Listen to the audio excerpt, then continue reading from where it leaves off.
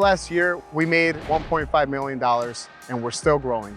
We started with less than $5,000. I come from a corporate background, so unfortunately, you wake up every day wondering if that's the day you're going to get your layoffs. So my mother and my sister and I, we decided to come together as the three of us, and we are now a women-owned paint company here in Colorado Springs. Starting out in your business, the most important thing is your reputation. Have integrity in everything that you do. You're going to get your foot in the door for opportunities that are bigger in the future. When you're starting out your painting company, you're gonna wanna look at your city that you live in, the county and the state, and see what regulations they have for your trade. Here, where we live, there's not a specific painter's license anymore. But you, where you live, you wanna check with your local governments and agency, make sure that you have any licenses that are required for you to be operating up to par for your trade. I highly recommend you getting a paint rep with whatever paint company that you're choosing. You go in and you tell them you're starting a paint company, you need their help and you want to bring them business, and they will work with you. With whichever paint we're using for whatever project, my Sherwin-Williams rep comes out and he sits with me. We go through the blueprints together. They're going to go through and figure out what's going to be best and what the best rate they're going to give for us. So the collaboration and that partnership with them is just as important as their quality of paint. I've not been to any paint company in this town that has not been more than willing to help me with any questions that I have. They're really awesome. You don't want to start a job without a contract. When I was just getting started, I did a big job and I was shy to ask for a deposit. We did the job, delivered it, and the client said, "Oh, well, you did it too quick, so I'm not paying you that." And we had no contract, so we just had to deal with it. You're gonna need to get liability insurance. You need to make sure that it covers the kind of work that you're doing. For us, as a residential repaint company, we're gonna require less of a premium than, let's say, somebody who's doing larger commercial jobs. So our insurance covers us up to 3 stories. If we want to do above that or do larger commercial projects, we may have to get more insurance to cover that type of project. Interior painting is a lot easier than exterior. So if you're getting started and you're just a one-man team, picking up projects like interior painting is good. Painting 1 to 2 bedrooms. You've got your bread and butter kind of jobs, and those end up being a lot of your residential repaints. Those jobs are usually, under a week long typically. So you want to make sure that you've got a good pipeline of those going. And if you want to expand out into other things like your commercial items, you might have a net 30 or a net 15, or they only pay out once a month. When you're doing a residential, they pay you a deposit up front and then you pay upon completion. So you really need to make sure that you're set in your operation before you transition into something like that, because you're gonna have to pay for the paint up front, you're gonna have to pay your crews up front, and you might not get paid immediately.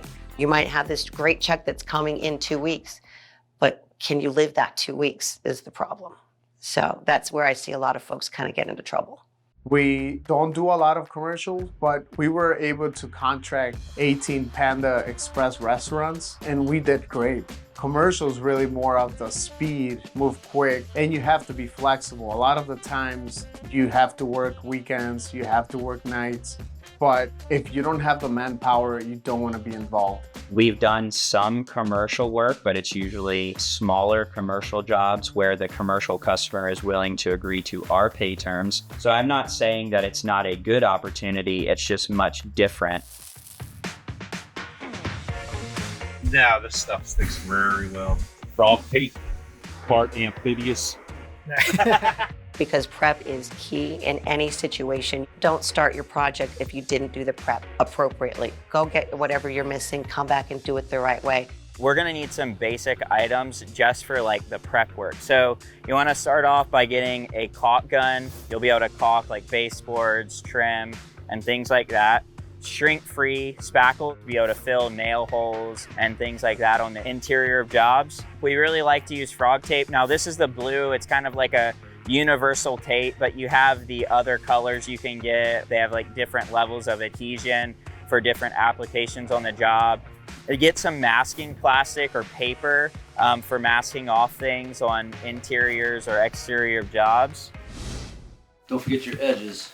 Oh gosh, never forget the edges. Hi, I'm Chris from Color to Color.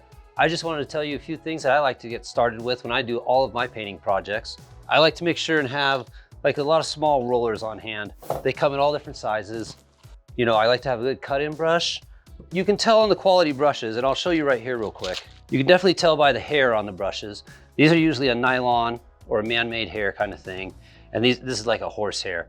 This is a very inexpensive brush right here. And I would normally use this for anything that I was gonna kind of throw away or not really care about this brush. This brush I keep and clean all the time. It's just, it'll give you a nice crisp edge every time. I don't know if you can see that on my hand, but every time that'll give you a nice crisp edge. This is my go-to brush. You can spend anywhere up to $30 on these things. But again, totally worth it. Will make your project better, will make you happy because it will make your project easier. We typically use Sherwin-Williams paints unless we're asked otherwise, and they have a lifetime warranty. You do have your other high quality ones, you've got your Benjamin Moores and that kind of thing, but the relationship that we have with Sherwin-Williams is probably one of the keys in our business. Now that the walls have been prepped, Dylan is getting ready to cut and roll. Cutting is the edging that happens around the perimeter of the wall. We use a 3-inch brush to cut the edges. Right after the brush work, we use a 4-inch roller to erase the brush strokes for a perfect even finish. Now that the cutting has been completed, we have the painter coming in with an 18-inch roller. When you're rolling, you just gotta make sure you don't hit your ceilings and you spread the paint evenly. Don't forget that each paint requires a specific roller. Here, we're using a 3/4 nap for a flat finish. These 18-inch rollers, they pick up a lot of paint, which helps you cover the area faster. Typically, you wanna do 2 coats on every wall. If you have a darker color and you're trying to cover with a light color, you may have to do 3 coats.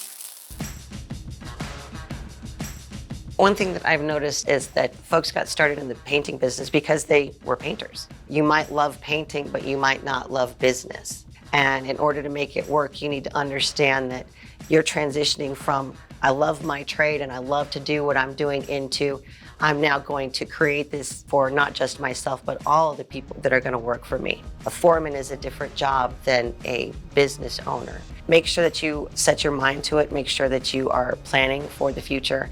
Don't expect to be perfect from the start. You're going to make mistakes. You're gonna fall down. And along the way, you're gonna find what you're made of, and you're gonna realize that you can do so much more than you ever thought. All you have to do is learn and keep moving forward. Remain teachable, get better, and you'll succeed.